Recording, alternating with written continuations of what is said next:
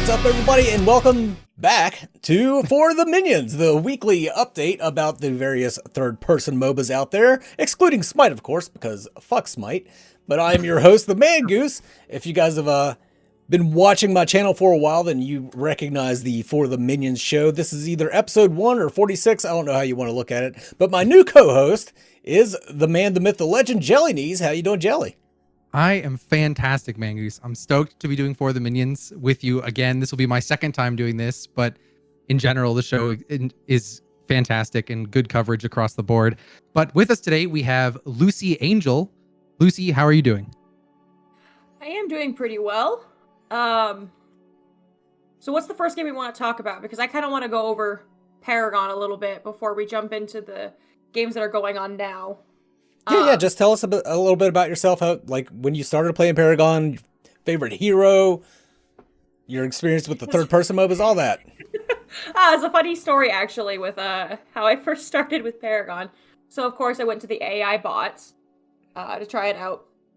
Because, 1, they forced you to, and 2, 'twas not ready for PvP. So, I liked Countess a lot. And this was... you know, of course, when it was the 2v1 in solo lane. So, I was just building tank Countess.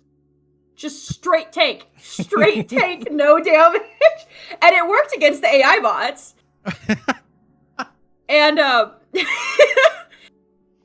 the guy I was seeing at the time who introduced me to Paragon, didn't let me know that PvP was going to be different.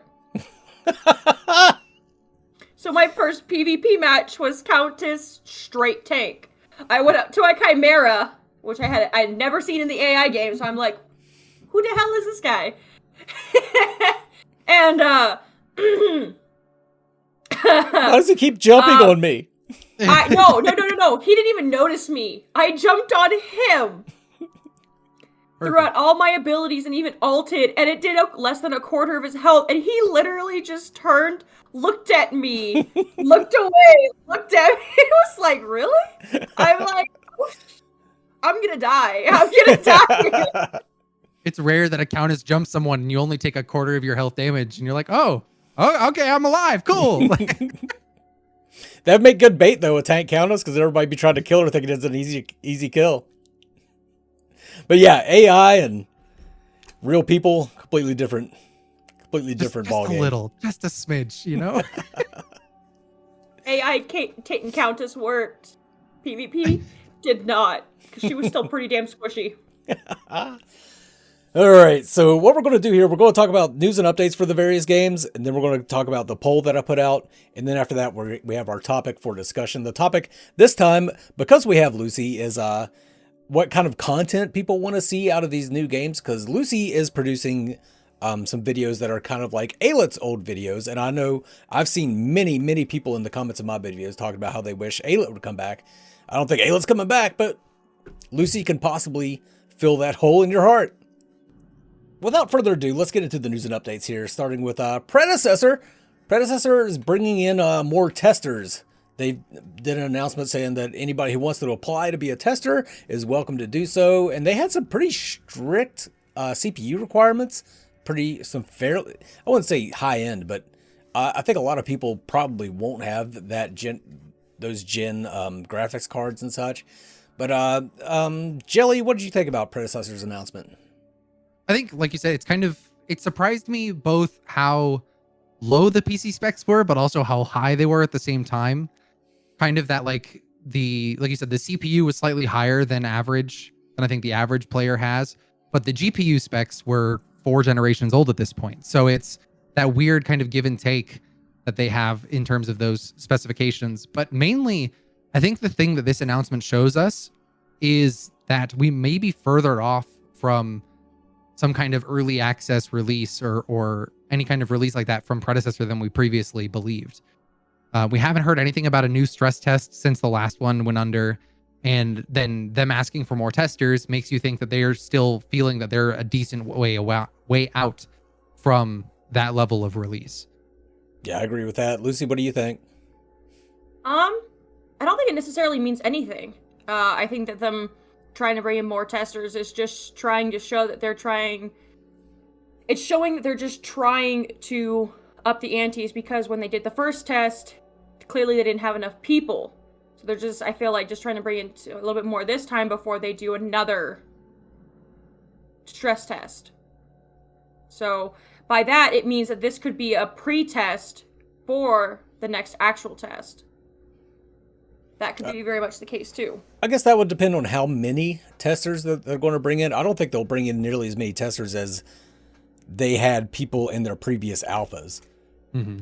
So I don't know. And I don't think so either, because that's going to be a ridiculous amount. But my thoughts on that is that the more people you do bring in, the more chances of flaws are going to be showing.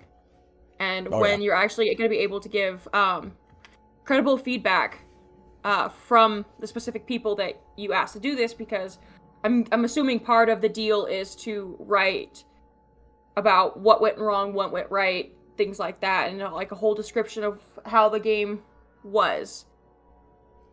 And so I'm pretty sure everyone in the stress test didn't necessarily do that. They might have gotten some feedback, but probably not nearly as much as they wanted to, or as descriptive as needed to be. Did either of you apply to be a tester for Pred? I actually how to. I did not, because my Ethereal affiliation kind of keeps me from doing that a little bit. I would if I could, for sure. Yeah. I didn't, because I was a tester for a while, and then they decided they didn't want content creators to be testers. Mm-hmm. So I think they're probably easing up on that a bit, but I still don't think they want, I feel like an asshole saying this about myself, but they don't want major content creators as testers. Ooh, yeah, this guy, big shot over here. Oh my god. But maybe I'll throw in an application just to see, because I would like to play some more Pred, because it, like I've said from a very long time ago, Pred felt absolutely amazing to play. It was the one to me that felt the most like coming home. Like it felt like I had loaded Paragon up on my CPU. Yeah, every time I've played Pred throughout their alpha tests, it gives me the warm fuzzies of like what I loved about Paragon, right? And Fault gives me that to an extent, but not to the same level that Predecessor does. And I'm excited for it purely off of that, of just being able to like kind of relive those moments a little bit. Yeah. One thing I want to say about Pred, I feel like such a downer lately with Pred, because I've been kind of down on them. And I used to be like the White Knight leading the Predecessor charge, but anymore. One thing I want to point out, a lot of people keep saying that they're backed by Epic Games. They received an Epic grant from Epic Games, which a lot of games do. King's Hunt, a game that Jelly and I play, they got a grant from Epic Games. Just because you got that grant doesn't mean you have the backing of Epic Games. Like, Overprime has the backing of Netmarble. Netmarble put them in a brick and mortar facility, gave them hardware, software to work with. They're funding that game.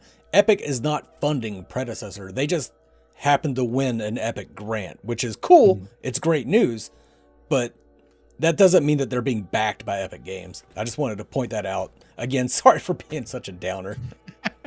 And I think the announcement of Steve Superville being involved in Predecessor didn't help that at all, because it was like, he worked for Epic and he got an Epic grant. They must be backed by Epic. Like, it's just this like weird association with all of the things that didn't help that feeling.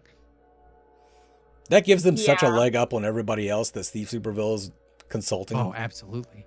Because let's face it, Paragon was an amazing game until Steve left. And then they're just like, you know what? Fuck this Steve guy. We're going to take his game and we're just going to make it complete and utter useless shit.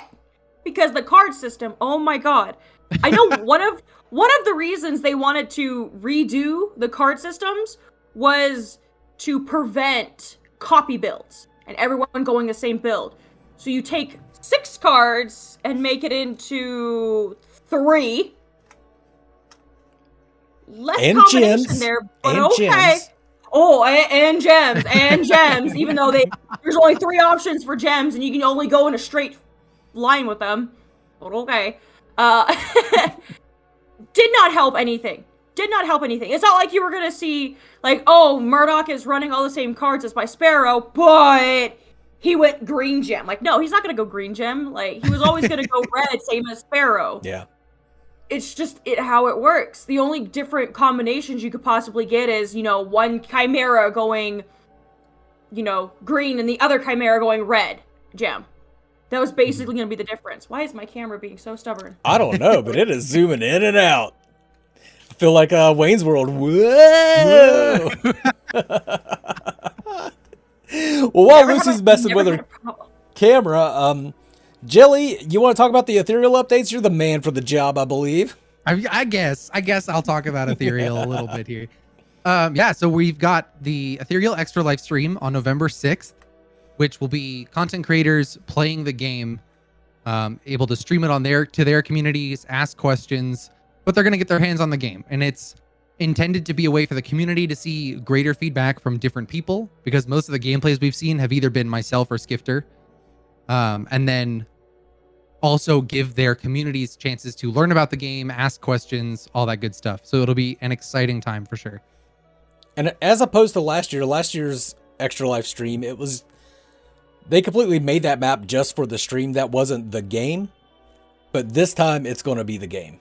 So yeah, it'll be the full game. And the content creators can stream it themselves, which is also different from last year. Whereas last year it was just the Ethereal Undying Games Twitch that was streaming the game. Now every content creator that's participating will be able to stream it themselves. Right on. And Lucy, you were telling me earlier you had never even heard of Ethereal until I put it on the list of topics. No, of no, discussion. I've never heard of it. So now that you've... I don't normally mess with MOBAs all too much. Paragon was like the one and only. And then I went to Smite afterwards, and Smite's a pretty decent game. They kind of messed it up when they ruined the mages way back when. And my favorite character was... Nuwa was my favorite character, and they just went like, you know what? No damage. None. It's like, she's a mage. No damage! Okay. So what do you think about Ethereal? Like, I showed you a video of Leah, I think it was, and you've kind of heard the concept now. You never sent me that video. I did too. I most certainly did.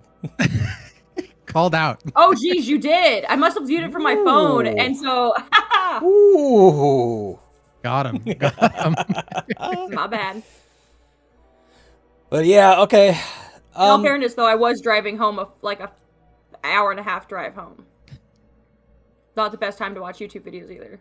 You don't watch YouTube videos while you drive? What? No. I'm on the freeway going Tesla like that 85. auto drives for them so they can watch YouTube videos. What is that? Halfway there, I'm a hybrid. I drive a hybrid. I'm halfway there. Well, I'm going to switch things up a little bit. I had Fault next because I was expecting the patch 14 from Fault, but that didn't come. So we're going to just drive on to Overprime, then we'll come back to Fault. So Overprime, this is a little bit of old news, but they had their console port testing that they showed off, which is pretty insane.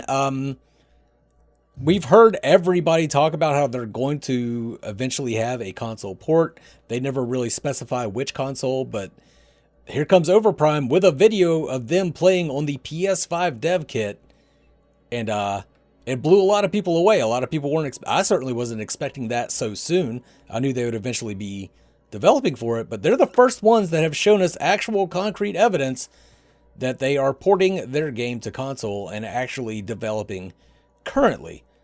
So, Jelly, what'd you think of that console port video they had? It gives Overprime a lot of edge in the space, where they've kind of been, for lack of a better way to put it, the redheaded stepchild of the Paragon. Oh yeah. You mean an edge for the 35 people who actually own a PS5? Exactly. Well, but if they're also doing PS4 at the same time, because they can be doing both, that's still Paragon players were on PS4, so that's a great console for them to hit at this point. And then as they upgrade, they can still play the game on PS5 as well. And granted, we don't know how far along this really is, right? That test was very selective in terms of footage and what they gave us. But being able to show that test at all is giving them a huge kind of edge in the space. And for the console players, it may be the final nail in the coffin for a lot of these in terms of a console release, because if one is out, these console players may not switch after the others come out. Yeah, I have one friend who is going to be very excited for it. Poor guy tried to hook up his PlayStation controller to the PC, and apparently he could not use his ult at all in Fault. Could you imagine going as a character? Because his main was Murdoch. His main was Murdoch. Could you imagine going through an entire game of Fault as Murdoch without using your ult once? I mean, that's better than like being on Narbash or Decker Countess? or something. Or Countess. Or Countess, yeah. Murdoch could at least still get some kills. But yeah, I've heard that from a couple people too, is that Fault's controller support isn't really up to snuff. I think it's improved greatly since I've heard about that, but Overprime has always been okay with the controller. And that's what I thought that video kind of was at first, was just them showing off controller support, because you never see what the controller is plugged into. But after I delved into it, you're not supposed to show the PS5 dev kit if you do like a video like that. And all the menus and everything that they pulled up and all the sounds, those were definitely PS5. So I 100% believe that was their console port being on a PS5 dev kit. I know a lot of people will probably disagree with that, but I'm gonna believe them. I'm with you 100% on that. I think you're right on the money there with that. This is a dev kit, so they can't show it. But the thing that really sells me is the keyboard when it shows up on screen. Yes. Is that is why would you go to lengths to fake that? Like, there's just no reason to do that. You can and call it a console test. There's a whole number of reasons why it's more likely than not that was an actual console test compared to something else. Brought back some bad memories playing Paragon on the PlayStation and having to shit talk and fully type it out on the PlayStation. Maybe that's why PlayStation players aren't as toxic as PC players, because they have to work so much effort. Work harder for it. You just get a simple shut up. And then the sounds, more than that. The sounds too that accompanied the inputs, those were definitely PlayStation. And we know from experience with Overprime that their sound engineering isn't the best. If you've ever played Shinbi in Overprime, you know what I'm talking. Oh my god. Whenever she would do her circle I know rules. my PlayStation sounds. Hey, there you go. There you go. Another thing I want to talk about with Overprime, in their Discord, if you look at their work in progress tab, it's completely different from their announcement tab. Their work in progress is stuff that isn't necessarily going to come anytime soon, but it's stuff that they are working on. They showed off Aurora. They showed her on their map, which I think is very exciting. We haven't seen Aurora from anybody yet. Howitzer, which they've had in their game before, but they had some new skins for him. Crunch, another one we haven't seen in any of the games. We saw a little gif of Crunch. Really awesome looking skin for Narbash. And a skin for Shinbi, as we were talking about Shinbi, that I think looks 100% better than already, even with only seeing half of the skin, 100% better than her base skin at Paragon. Yeah, absolutely. Please on the Aurora. Please on the Aurora. Please. I miss her so much. And I think Netmarble, the backing by Netmarble shows what can be done with proper funding like that. Right, that their game has really made leaps and bounds of improvement since that backing has been announced to everybody. And the most recent video shows, with all of these skins, with the fact that they're developing their own character, with like going through all of these things, that's huge improvements. And to show skins for 5 characters that we have had or don't have in various states, that's a lot of characters to be working on and developing new skins for, let alone the actual character themselves. Now, they've drawn back quite a bit from the amount of characters they've showed us before. Why do you guys think that they did that? Because I have my theories, but I want to hear from you too. My best theory would be that they started encountering too many glitches, and they needed a little bit more time to work on them before they fully released it. That would probably, because they don't want another Wukong incident. Yeah. I want original Wukong in all of these Parazombies. No. Right now. That'll be who I back. No. Not original Wukong. And balance him. That'll be the company that I'm like, you have my backing. Congratulations. The balancing would be that he can't do his ultimate damage on the towers and inhibs and the core. And myths are in characters and everybody. He could run up to a fully healthy core with no minions and just start using wipe it out. Yeah. balance. in an That's instant. balance. 100%. And then Wukong, with how scrubbish the inhibs are in Fault. Oh my god, it's like 3 basic attacks for like a Murdoch to fucking annihilate it. Not really, but it's more like 10 to 12. Wukong could do it in 3. Legitimately 3. I think Overprime is sandbagging a bit. I think they intentionally removed these heroes so that they could release them on a schedule later on. Because Shinbi, like I said, her sound sucked, but she worked great. Absolutely, she worked great in Overprime. Howitzer, amazing. That, like, all these heroes, that the Seraph worked really good in Overprime. They had so many heroes in that game that they've seemed to have removed by now, but all those heroes worked really well and have been in that game for a long time. So I think that they're as far as we could tell, we don't know what's going on in the background as well, though. That's my point, at least. Yeah, they could have worked well for that 1 or 2 games that you were able to play. Or no, that's not. We're not talking about Predecessor anymore. My bad. Yeah, we're talking about Overprime was available for play either peer to peer or they had servers for a while.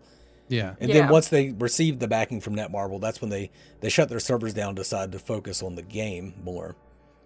Stopped updating the which again tells me that there were client. some underlying issues, and with it, like you said, that the game was playing really well and stuff, but if they're going to shut down the servers to focus on the game, it sounds like there was some underlying issues. And you could be right, like as far as the characters go and stuff, it could very well just be that they want to like keep it like the every week thing like Epic was trying to do. That could be part of it. That could be part of the reason why they took some of them out.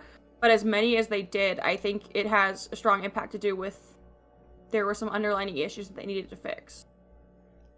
Hopefully we'll find out soon. Hopefully they'll get on Steam soon and we can all seriously play some Overprime, give it a try. They've been pushing that they're going to get on Steam for months and months and months and months now. Yeah. Well, I mean, how many months has it been since we've been waiting for patch 14 though? Like, speaking of, let's move on to Fault. So, Fault's biggest news that we've been waiting for is patch 14. I was kind of hoping it would come today. Whenever they do updates, it's usually on Tuesdays, and we're recording this on Wednesday. So maybe it'll come out, because I'm going to release the video on Friday. Maybe it'll come out between when we're recording now and when I release the video, and we'll look like total dipshits. But I really hope so. I really hope so, because I feel I hope we look like dipshits, because I want 14. Yeah, I do too. Everyone does, because that's gonna be like the saving grace for Fault, because Fault doesn't have as many characters as like Overprime, and it doesn't have Steve I'm not saying Epic, I'm saying Steve backing it as Predecessor does. It needs as much advantage as it can get.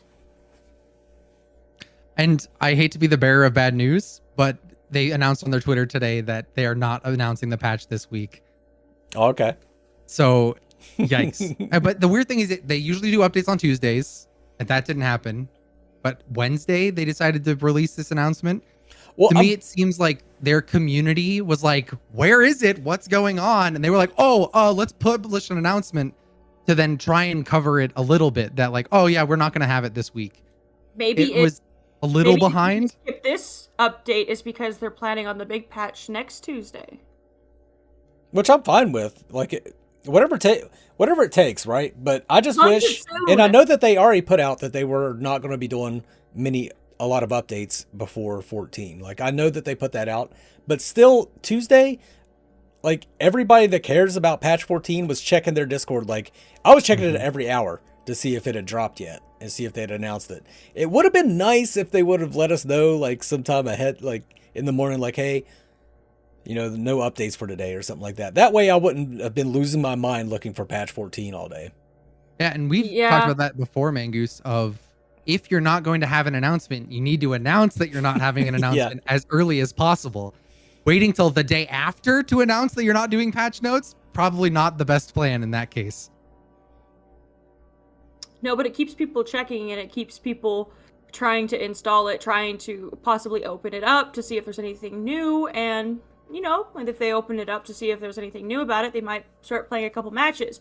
I know a few games that have actually done that, and I've actually fell victim to playing it, so. Yeah, but that's falling victim. Like, I don't think that's what they were doing, but if that is what they were doing, that's nefarious. We just won't announce anything, and then everybody will try and log in thinking it's patch 14 already. But I'm hoping it'll be Tuesday. I'm hoping it'll be this next Tuesday. Yep, same here. They need something. Because like I've said a couple times now, they really lost out. Like, they got screwed over when they released. A lot of that wasn't their fault. Like, their very first release day, people weren't able to log in. Is because wasn't Google getting or Amazon getting DDoSed or something? Like, whoever's using their servers, some crazy shit happened that was completely beyond their control. And then Steam put all their stuff at half price when they weren't supposed to, and just all sorts of problems. But the game itself, even after that, wasn't great. And a lot of people tried it and were like, nope, not going to play this, and moved on. I think if those same people were to try it in the state that it's in right now, they would probably play it, because it's in a way better state after patch 13 than it was earlier. The problem, of course, being after patch 13, they haven't released anything new. You know, some items and stuff, and some balance changes, but no new heroes, nothing really new on the map. It's just, well, lesser Helix, but that's, I mean... That was with 13, though, so it's... Was it with 13? Yeah. It's one of those things of, we haven't had a new hero in 6 months on Faults, roughly. And they were doing it really regularly. Yeah, they did it like every other month. They did 2 a month every other month. Yeah. It was a weird system, to be sure. But theoretically, we're going to have FaZe added into the mix with 14. Has that been confirmed? No, but they were teasing FaZe on their Twitter. So okay. I would assume FaZe is pretty much likely. And then there's, I would wager a guess that there's a second hero in the mix with that. Iggy or Wraith. There was 2 teasers.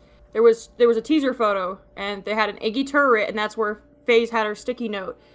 But the guy in the little thing that Gadget was working on was not Wraith. We later found out that was the Gideon skin. But if you looked at the screen that Decker was looking at, there's actually a hint in there for Wraith. So it wasn't just the body in it. There was another hint at Wraith. It'd be nice to get Wraith. I feel like Wraith would be ballsy in a similar way that Wukong would be ballsy for any of these games to put in, because Wraith was controversial in his own right in terms of being in Paragon. So it could be beneficial, but it could also totally backfire very quickly. I think it would be a great addition for the simple fact that warding was always very important in Paragon, but it's even more important in Fault. So having a ward that actually can't be taken down, super nice. And I think a lot of people would appreciate that. Because if you don't know the perfect sweet spots to put it so that the jungler can't find it kind of thing, Wraith would be the perfect hero to go for mid lane. I just think Wraith would be good because he can he could be a mid laner, he could be an off laner, he could be an ADC, he could be a support. Jungle is about the only thing he wouldn't do well, but he could still probably jungle, you know, why not? I mean, we see jungle Murdochs. Yeah, exactly. I hate it every time I see that. I've only ever seen it successful once. Yeah. And it's because the team we were going up against sucked. I would love to see Iggy there to go carry. Yeah, I would like to see Iggy. Well. I think Iggy being adding turrets of that kind to the game would be super beneficial.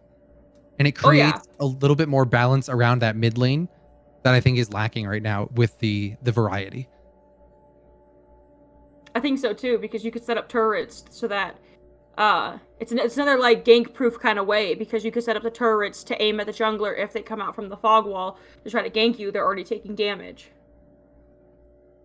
I would love to see Iggy and Scorchin. I think we will. That's what my bet's on. My bets are on FaZe and Iggy. I would put my bet on that as well, Mangoose. Let's bet. Let's get on RGS Ace's betting website in a year. Oh man, it's been a long time since I thought about that. Same here. I don't even know if he does that anymore. Oh, well, let's move on now to the popularity poll that I put out. I put out a poll like, which game would you like to play right now? And Predecessor came in first with 62%, Ethereal with 15%, Overprime at 12%, Fault at 11%, which kind of makes sense because I think you could just play Fault right now. Like, you don't have to wait. I think people are kind of looking forward to these other games. I think that's kind of what they were voting for. Plus, Predecessor has just been the most popular since Core left, pretty much. Mm-hmm. Absolutely. I think people, why Overprime got such a low rating with Fault is because they're trying to make it like Speedy Gonzalez fast. They're trying to get in, get out of matches. And that's what Paragon was trying to do. And we all saw how that ended. Again, with Overprime too, like they've already made their first impression and it wasn't a good one. Like their first iterations of the game that people originally tried, they didn't like. First iterations of Fault, people tried, they didn't like. The first Predecessor alpha back in 2018 sucked ass, but they went silent for a year and people forgot they existed. And then they came out like they were kind of like a brand new company with a brand new game with, 100%, 300% improved. So I think that's part of it too, is the first people still remember their first experiences with Overprime, trying to download it and install it, and what of a pain in the ass that is. So that's still what they're thinking Overprime is. And then again, and like Lucy was saying, Overprime is really focused on trying to make very fast games, like all of your abilities unlocked from the start, except for your ultimate. Only 2 towers in lane, the portal from off lane to duo lane. All kinds of craziness right there to speed the game up, and a lot of people don't like that. They want their legacy make it back. Slower, like you were telling me earlier. It's actually gonna do the opposite effect. It's gonna make people in lanes not want to push up, not want to get towers, and so the games are gonna actually drag out longer because as soon as solo lane calls off lane or missing, he's already up in your face smacking you. Yeah. As soon as you try to make an aggressive play for their tower, there's going to be a huge rotation. Mm-hmm. Absolutely. And it's just going to be like a bunch of team fights. Yeah. And people want that early kind of start to be able to get their own kills, get built up, and things like that. Because, let's face it, early games carries, they should be hidden in the back behind the support and tanks, buzzing off a couple shots. Other than that, they need to get the hell out. Late game, we need them in front of the support, but behind the tanks, putting in full effort, but not early game. And I feel like with those portals, every time someone tries to push up, when the offlaner sees the offlaner's going, that offlaner is going to go. When the mid laners see the offlaner gone, they're going to start rotating over, and it's going to be this entire team fight where carries don't thrive. And that's kind of where that's kind of where all MOBAs are, though, is where they need the ADC to thrive. I think these portals give a good chance for Overprime to turn into a deathball fest really quickly. Yeah. And we saw with Paragon when that launched that deathball is not the way to go either. Like, it's just not healthy for the game. And those portals are not far from lanes either. You don't have to go out of your way really to get to the portal or to get from the portal to the lane. Right? You're basically in and on it as quickly as possible, especially with travel mode implemented. Because you can just run at the ramp and you're in the lane. Congrats. Like, it's just that quick.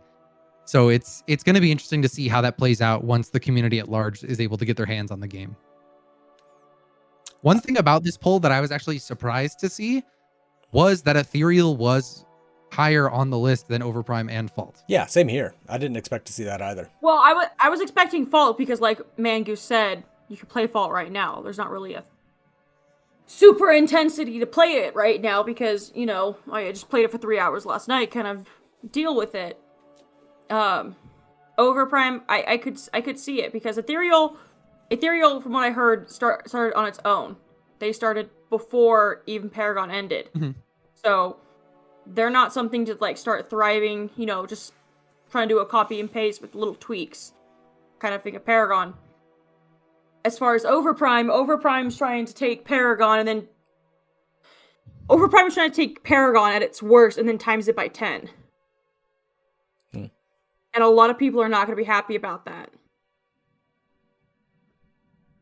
It'll be interesting going forward as I do these polls to see how things shift, because old man Mangoose has seen it all with these Paragon successors. I've been tracking these shits forever. And you know, the fact that core isn't even on this anymore. Core used to be like 93%, and everybody else was just I remember those smidgen. days. Like everybody was all about core.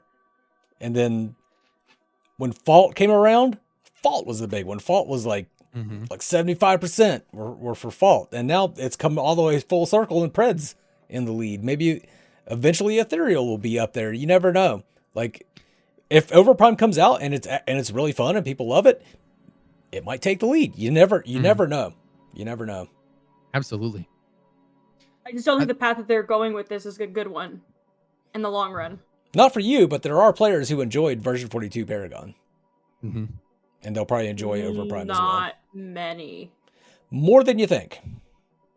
Oh no, I have an understanding of how many, but I reached out to the...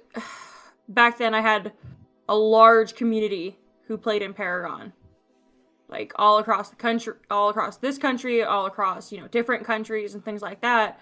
I had friends everywhere. I had a large amount of friends. The only thing I would do in my spare time is play Paragon. I captured about 3 months worth of gameplay in 6 months.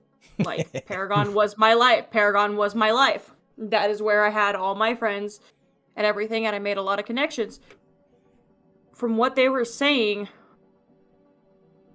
it was playable, but they didn't like it. It's very different crowds. The game essentially was a different game overnight. And so it's the old Paragon players didn't like it for the majority of cases, but there definitely is a base, especially with the way mobile games have sprouted up over the last several years. There's definitely a base for an Overprime style version of Paragon because of the Eastern influence in the gaming space, but also just the mobile influence has shown that those fast-paced games can be enjoyable for a lot of people. Yeah. Time will tell. Let's move on from the poll now and get to our discussion topic for this evening, which is what kind of content would you guys like to see going forward from all of these different para-zombies, as I like to call them. And like we said, the Alet content, like people kept a couple people asked me to do Alet videos. I can't do it. Like, I tried. It's not my jam. Like, I know I make very memey content, but I can't do that Alet kind of shit. What would you like to What would you like to see, Jelly? Honestly, I loved creators that made like really cool, fancy montage content. Oh, right? Like Shark Z? Yes, exactly like Shark Z. That was actually who came to mind in starting that, right?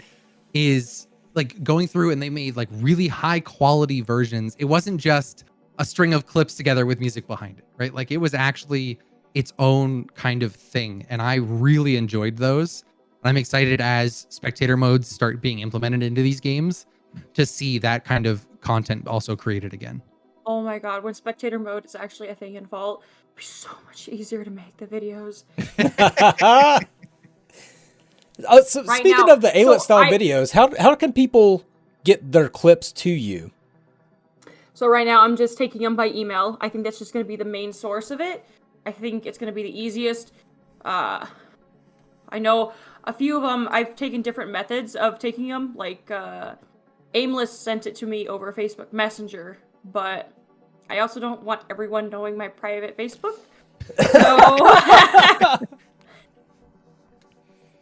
I already have enough guys from Nigeria messaging me. I don't need a bunch of full community. Well, do you want to put your email out here so that people can send the clips to you? Yeah, actually, I will. Is there a certain way that I type it or something? Or no, just say it. Just say it? Okay. I'll put it on the screen afterwards. And I'll make it look like it's coming out of your mouth. Perfect. Yeah, you know what? I think I'll skip saying it and you'll just write it in later. That sounds good to me. I could do that. All right, so I mean, so that's a big one was the A-Lit videos, and so Lucy is covering that. Go ahead. Speaking of A-Lit videos, I have already gotten the first pentakill, and as you guys may have watched from our last panel, but the good news is that, so good and bad news. Bad news is the saxophone music is licensed. So, yeah. But it is licensed so that as long as I drop a link to the owner's page, I can use it for commercial or non-commercial use. Sweet. Nice. So that means, and that's actually the first clip I got done, which was very difficult because the clip itself was 43 seconds long. And as you guys know, saxophone moments tend to last for about a minute to a minute and a half. Yeah, absolutely. You can do it 45 seconds. Well, I added a little bit of the beginning as I took a video off of the Fault's YouTube page and the kind of like early access trailer. Yeah. Of the map overview. And I did that as the beginning of the saxophone moment. I had to cut that short though. I had to cut the intro short.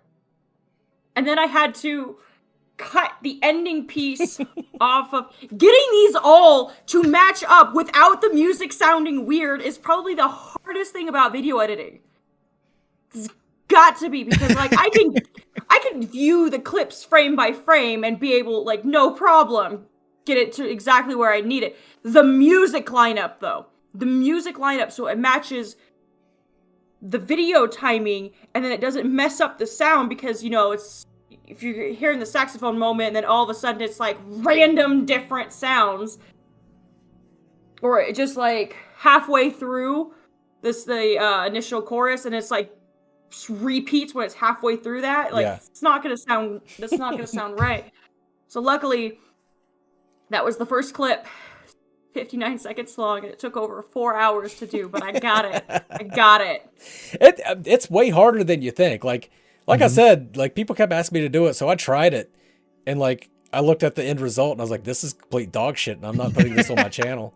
Like it was horrid. I can actually show you guys the clip after this is over. Oh, you right guys on. can tell me what your opinion of it. I would actually love outside opinion, because I'll definitely take a look at that. My hubby's not the best at giving opinion.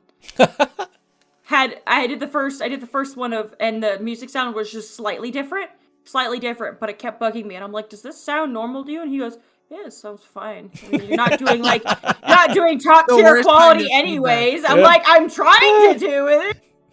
You're like, I know something's wrong. Don't tell me it's okay. I know it's wrong. Is this good? The way he said it, he's like, well, it's not like you're doing like the top tier video editing kind of style. And I'm like, well, I'm trying to.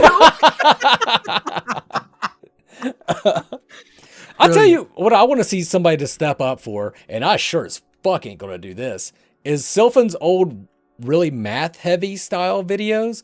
Like, Sylphan is, he's working hard on Fault now, so, and we haven't seen much content out of him. I highly doubt we're gonna see these math videos out of him anymore, and we're certainly not gonna see him for Predecessor or Overprime, you know?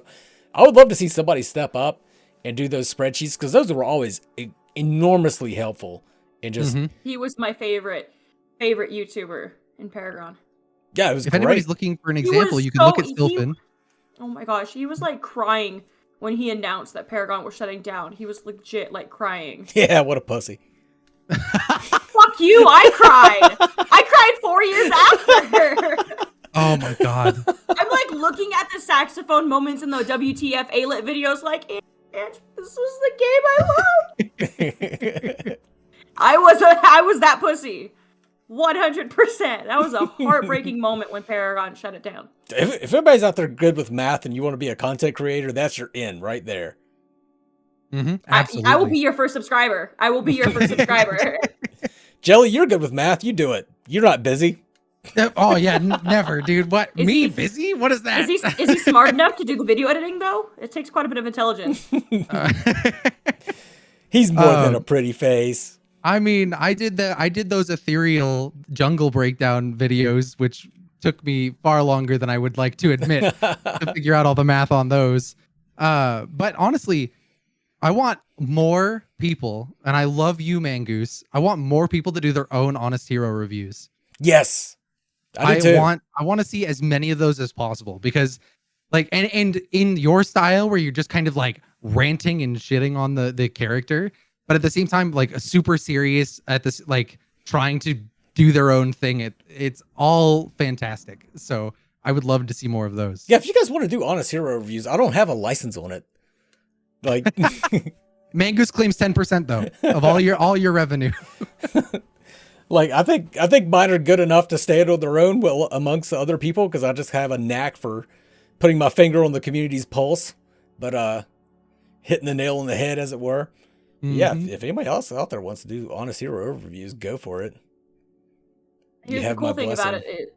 Here's the cool thing about it is I'm not too sure about Overprime, but I decided that when Predecessor does come out, I will be doing what the fuck moments for Predecessor as well. That's what I was going to ask if you plan to do them for the other games. I don't know about Overprime yet. I don't know enough about it. I haven't researched it as much as Predecessor. But Predecessor definitely seems... I don't want to do a WTF moment videos on games that I don't actually play myself. And if Overprime's a game that I'm not going to want to play, I feel like it would be better in someone else's hands that actually plays the game because they'll know it a little bit better. And because like with Fall, I play Fall. I play Fall regularly. With Paragon, I played Paragon regularly. I see myself playing Predecessor regularly. And so I really feel like I can do those videos because I'll know the innings of the game. I'll know how certain things are supposed to work. I might just look at a video and be like, was that supposed to happen? I don't know what I'm looking at. Yeah. Yeah. That's about all the ideas I had in case, unless you guys had anything else you wanted to discuss for the discussion topic. No, I think that covers the basis of a lot of the like different types of content you can see from a lot of these, and you can really triple that content because of these games. Yeah, right. Being Predecessor, Fault, and Overprime, you can do Honest Hero overviews for Fault's Narbash, Pred's Narbash, Overprime's Narbash, and have them be 3 completely different videos entirely. So it could be really cool to see that kind of stuff too. I'd like to see some more build and guide videos. Window's done a couple of really good ones, but you don't see a lot of like really in the weeds build and guides videos. No, you don't. And that was one of the issues I had with Fault. Is I was going off of what my friends said. Half of them said I should go boots first, and the other half said never go boots unless you're jungler or support. Yeah. Which on a Morgesh, that's not very helpful. If you're going boots first for the support, you're wrong too. So. All right. I got the perfect build for you. Tank Countess every game. Go from there. You will destroy the AI bots. There you go. You will confuse the hell out of every PvP game. You probably should go in and mute everybody on your team though first. Yes, indeed. You should and make sure to ban them afterwards, because if they ever see you again, they're going to hack your IP address and find out where you live. Oh, absolutely. Oh, shit. Get after them with the jungle Murdochs out there. Oh, God. So, I think that's going to about wrap it up. Let's move on to plugs. Lucy, do you got like a Twitch or anything you want to plug? I know what is your YouTube channel that you're going to be putting these A-Lit videos out on so people can get prepared? It's not going to be called A-Lit. A-Lit is already taken. Right, of course. But that's actually something that I posted on the Facebook, the Facebook Fault community, is to vote on the name. Okay. I actually wanted to get I wanted the community to feel a little bit a part of it and to put their opinion in. And to keep in mind, this is going to be the same YouTube name for the Predecessor and for Fall. So even though if you don't play Fall, but you're going to play Predecessor, it's still going to be the same YouTube channel linked up with Predecessor. Word of advice, don't name it after an animal. The amount of times I've typed in Mangoose into the YouTube search bar and have it shown me Mongoose videos is every time. Fighting snakes? Yeah. Don't name it after an animal or anything common. Yep. So one of the ones that my friend suggested was peanut butter elbows. No. Dear God. Daxby. Zaxby? Like the restaurant? Daxby. Daxby. Daksby. Okay. That would work. Daxby. I mean, That was one that I liked, but like I said, I was also waiting to see if anyone came out with any real suggestions. The only suggestion I got on Facebook was every 3 years. And when I asked the guy why, he goes, hashtag because every 3 years. when I asked why, the guy said, well, Epic Games was very committed into releasing a new hero every 3 weeks, while Fault's commitment is releasing a hero every 3 years. And I was like, I don't want to tie my my YouTube name with something that's negative traits of a game. I was going to say we get a new good. Paragon successor every 3 years. Every 3 years. I mean, at this point, it's not false. But you seem to hear about new ones popping up all the time.